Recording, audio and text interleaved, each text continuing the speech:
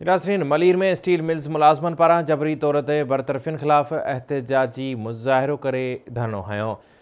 मुलाज़मन मक़सूद अकबर नारे जो मुमताज़ भुट्टो, शौकत कोराई, अब्दुल हक चन्ने, अली हैदर गबोल और वजाद कमरानी की अगवानी में स्टील टाउन मोड़ ताईं पैदल मार्च किया वियो। और मौके ते दुकानदारनि एहतजाज के हक़ में मार्केटूं बंद कयूं और मुख़्तलिफ़ सियासी समाजी तंज़ीम जा अगवान भी शरीक थी स्टील टाउन मोड़ ते धरणो हणी वेही रहा। और मौके ते ख़िताब कंदे एक्शन कमेटी के अगवान जो चवणो त स्टील मिल्स में मुलाज़मन जूं बेदखलियूं बंद न थियूं त हज़ारे मुलाज़म कराची खां इस्लामाबाद ताईं मार्च करे मजबूर थी वेंदा।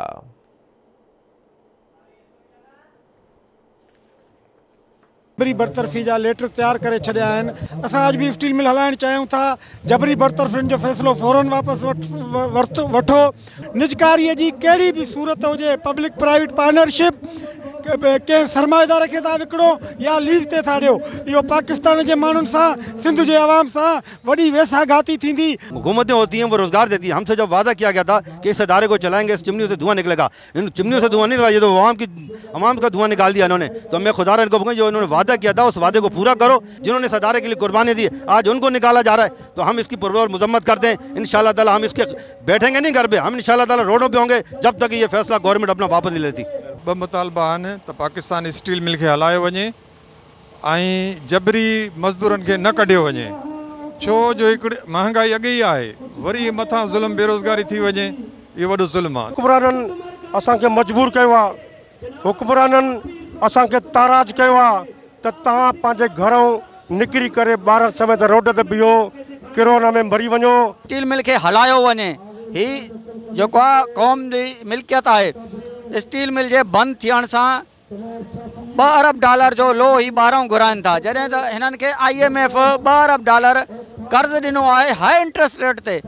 जेकॾहिं हे स्टील मिल खे हलाइनि हा त हिननि खे IMF वटि वञिणो न पवे हा। असांजे स्टील मिल हिन वक़्तु 8300 मुलाज़िम बची चुका आहिनि। जेके बची चुका आहिनि वीचारा उहा कसमा पुरसी जी ज़िंदगी गुज़ारनि था।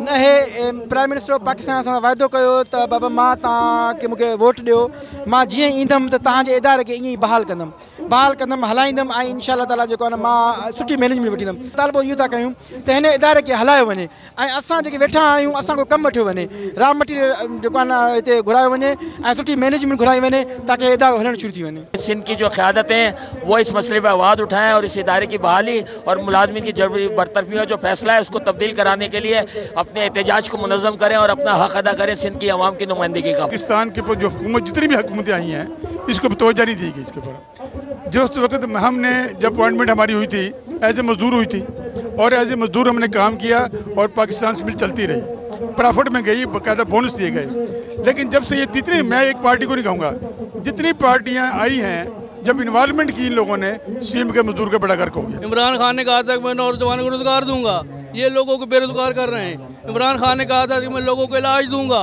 अमीर का बच्चा गरीब का बच्चा एक ही स्कूल में, एक ही अस्पताल में इलाज कराएंगे, एक ही स्कूल में पढ़ेंगे, लेकिन कोई काम नहीं हुआ। पाकिस्तान स्टील की तरफ तवज्जो दे, या लोगों को रोज़गार है, लोगों के बच्चे पढ़ रहे हैं, लोगों के बच्चे तालीम हासिल कर रहे हैं। इस तरह बेरोज़गारी होगी, नुकसान होगा।